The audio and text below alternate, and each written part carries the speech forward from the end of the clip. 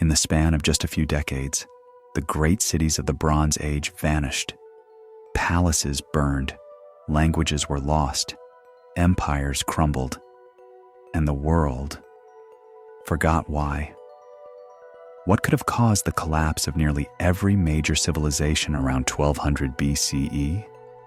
Was it war, famine, climate change, or something far stranger?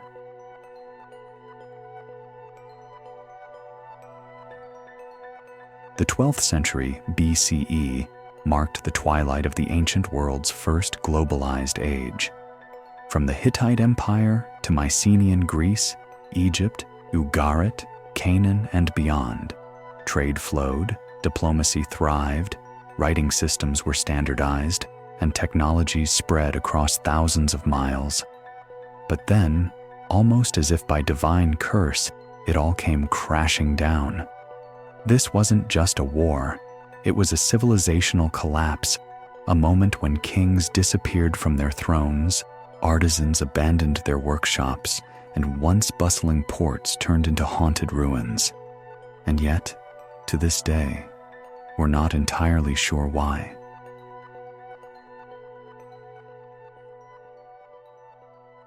The Late Bronze Age, roughly 1500 to 1200 BCE, was a golden era of innovation and connection. Massive palace complexes ruled over centralized kingdoms. Ships laden with copper, tin, olive oil, and luxury goods sailed between Crete, Egypt, Mesopotamia, and Anatolia. The great powers included the Egyptians under Ramses the Great, holding dominion over Canaan and the Nile; the Hittite Empire, controlling Anatolia with iron weapons and chariot armies; Mycenaean Greece, with its warrior kings and grand citadels; the Canaanite city-states, rich from trade and diplomacy. They were linked by treaties, correspondence, like the Amarna letters, and shared knowledge. This was the first version of globalization, and like any complex system, it was vulnerable to collapse. The land of Hadi is no more. Letter from Ugarit, circa 1200 BCE. That letter would be among the last we ever hear from the Hittites.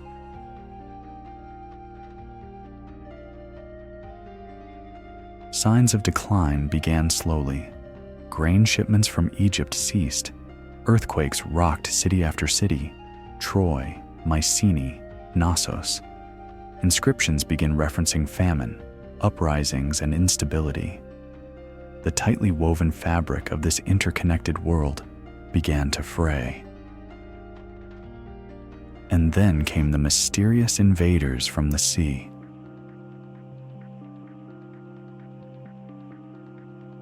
Around 1200 BCE, inscriptions in Egypt speak of a terrifying force. They came from the sea in warships. No land could stand against them. Mortuary temple of Ramses III. Egypt called them the Sea Peoples, a confederation of unknown origin, possibly including displaced groups from the Aegean, Sicily, Sardinia, and Anatolia. They ravaged the Levant, destroyed the Hittite capital of Hattusa, and reduced coastal cities like Ugarit to ash. Even mighty Egypt, though it survived, was left permanently weakened.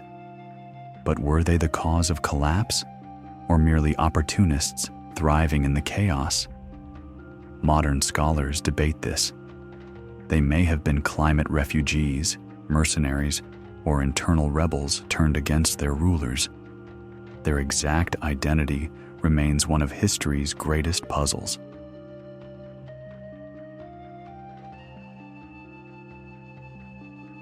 New evidence from pollen analysis and ice cores suggests that a prolonged drought may have gripped the eastern Mediterranean around this time. Crops failed, trade routes faltered, starving populations migrated or revolted.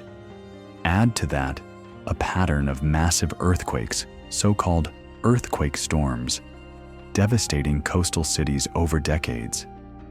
In an economy so dependent on trade and centralized palace systems, A domino effect began. When one city fell, the next couldn't survive long without its resources, partners, or protection. When the grain is gone, the people eat the walls. Speculative proverb, inspired by archaeological famine patterns.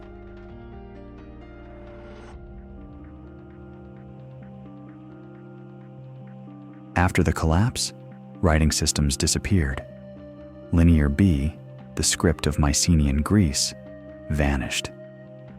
The Hittite language was lost for 3,000 years. Ugaritic cuneiform fell silent. This was not just political upheaval. It was cultural amnesia. The next generation of civilizations had to rebuild language, history, and myth from scratch. In Greece, this gave rise to the so-called Greek Dark Ages, a time when oral tradition ruled, and legends like the Iliad were born. Not everyone disappeared. Egypt limped forward, but never reclaimed its imperial glory. The Assyrians, tucked away in the north, would rise to fill the power vacuum, and slowly, iron replaced bronze, ushering in the Iron Age. But something fundamental had changed. The collapse erased not just cities and kings, but an entire worldview, an era of cooperation, trade, and cultural exchange that wouldn't be seen again for centuries.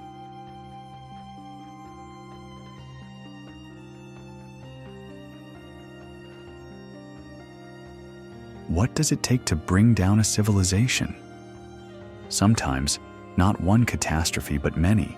Climate, famine, war, inequality, and disconnection, each a spark.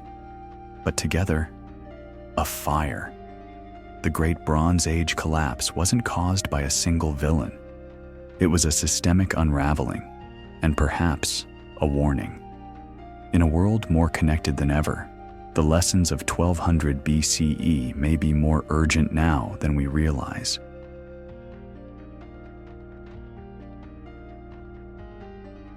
What do you think caused the collapse? Was it the sea peoples, climate change, or something else entirely? Leave your theories in the comments, and don't forget to like, subscribe, and join us again on Sticks and Stones, where history isn't just remembered, it's relived.